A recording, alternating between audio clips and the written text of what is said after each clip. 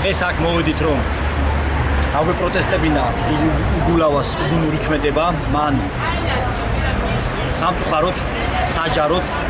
შეურაცხყოფა მიაყენა მეუფე სერაფიმეს, რაც ყოველად მიუღებელია და დასაქმებია ის ფაქტი, რომ საჯარო მოხელე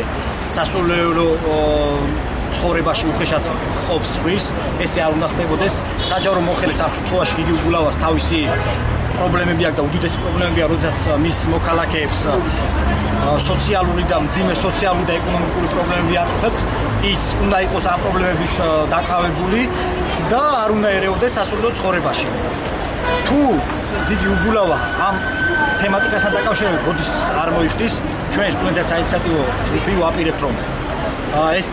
თემა მეტად აქტუალური გავხადოთ საზოგადოებისთვის და რადგან ძალიან ნეგატიური განწყობა გიგი იგულავას მხრიდან, როდესაც კონკრეტულად მეუფე სერაფიმეს მიაყენა შეურაცხყოფა და საჯაროდ წყალებში ამხილა, ასე რომ ჩვენ ამ ფაქტს დავგმობთ და ამის წინააღმდეგ ვიქნებით და საჯაროდ დავიწყეთ მოწოდებას ხალხის, რომ დაგმონ ის ფაქტი, რომელიც გიგი იგულავამ მეუფე სერაფიმე დაადანაშაულა, რომ თურმე ის ცხოვრობდა და არაკომპეტენტური იყო.